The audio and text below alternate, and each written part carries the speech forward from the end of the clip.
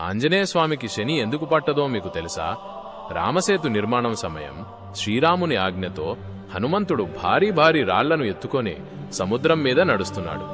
అతని భుజాలు లావణ్యంగా, కళ్లల్లో రామభక్తి మంటలా ఉంది. అప్పుడు శనిదేవుడు అక్కడికి వచ్చాడు. తన సామ్రాజ్యాన్ని చూపించాలని, హనుమా, నా సమయం వచ్చేసింది, ఇప్పుడు నిన్ను నా ప్రభావంతో బాధ పెడతాను అని గర్జించాడు. హనుమంతుడు శాంతంగా కాని దృఢంగా జవాబిచ్చాడు.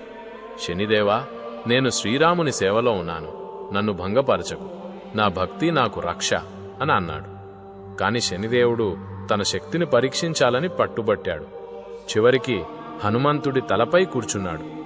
హనుమంతుడు ఏమాత్రం ఆగలేదు. రాళ్లు ఎత్తుకొని జై శ్రీరామ్ అంటూ నడుస్తూనే ఉన్నాడు. ఆ భారం, ఆ భక్తి శక్తి శనిదేవుడు తట్టుకోలేకపోయాడు. క్షణంలో నొప్పితో, బాధతో క్రిందకు దూకేశాడు. అతని శరీరం కంపించిపోయింది. శనిదేవుడు గ్రహించాడు, శ్రీరాముని నిజమైన భక్తుణ్ణి ఎప్పుడూ భంగపరచకూడదు. అందుకే ఆంజనేయస్వామికి శని పట్టదు. నీ జీవితంలో కూడా రామభక్తి ఉంటే ఏ గ్రహం కూడా పట్టదు.